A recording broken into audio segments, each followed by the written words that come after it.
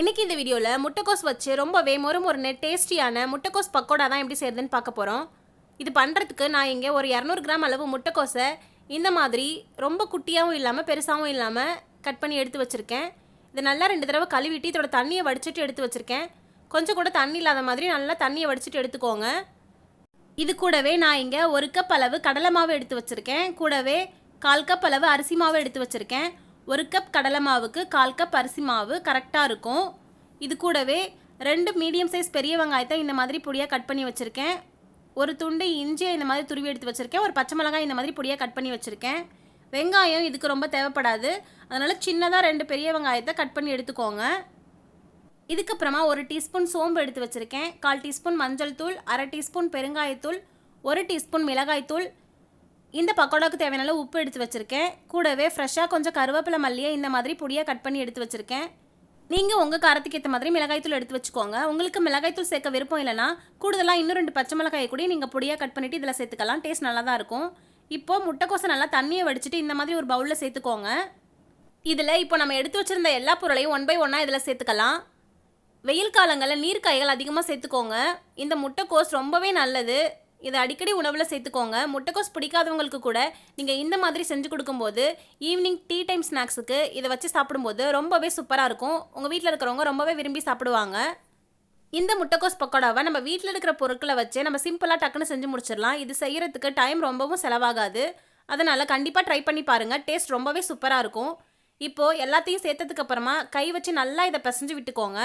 இந்த மாதிரி நல்லா கலந்து விட்டதுக்கப்புறமா இது அப்படியே இருக்கட்டும்.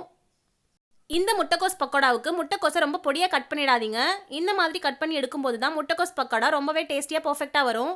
இப்போது இந்த மாதிரி இன்னொரு பவுல் எடுத்துக்கோங்க. இதில் நம்ம எடுத்து வச்சுருந்த கடலை மாவையும் அரிசி மாவையும் இதில் சேர்த்துக்கோங்க.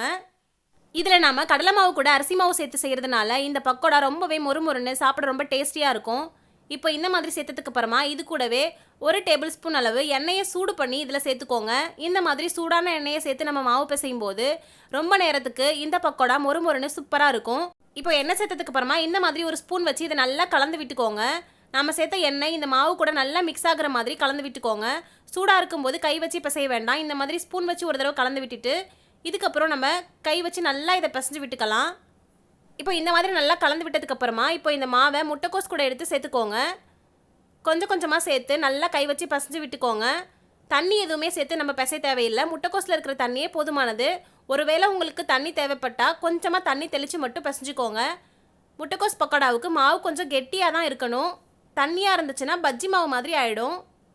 இப்போ பாருங்கள், இந்த மாதிரி மாவு பிசைஞ்சு எடுத்துகிட்டு வந்தாச்சு.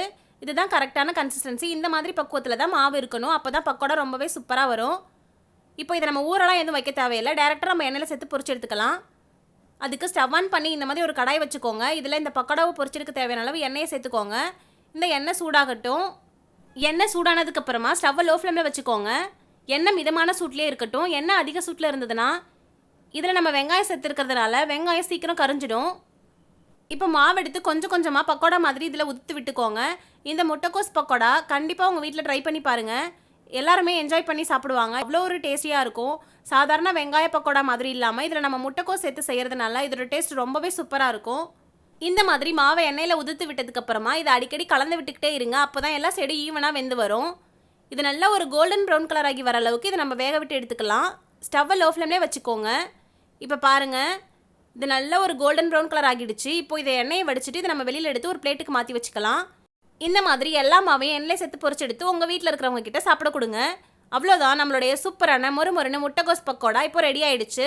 இந்த முட்டைக்கோஸ் பக்கோடாவை நீங்களும் உங்கள் வீட்டில் ட்ரை பண்ணி பார்த்துட்டு எப்படி இருந்ததுன்னு மறக்காமல் கமெண்ட்டில் சொல்லுங்கள். இந்த வீடியோ உங்களுக்கு பிடிச்சிருந்ததுன்னா லைக் பண்ணுங்கள், ஷேர் பண்ணுங்கள். இந்த மாதிரியான நிறைய வீடியோஸ்க்கு மறக்காமல் ரச்சு விலாக்ஸ் சேனலை சப்ஸ்கிரைப் பண்ணிவிடுங்க.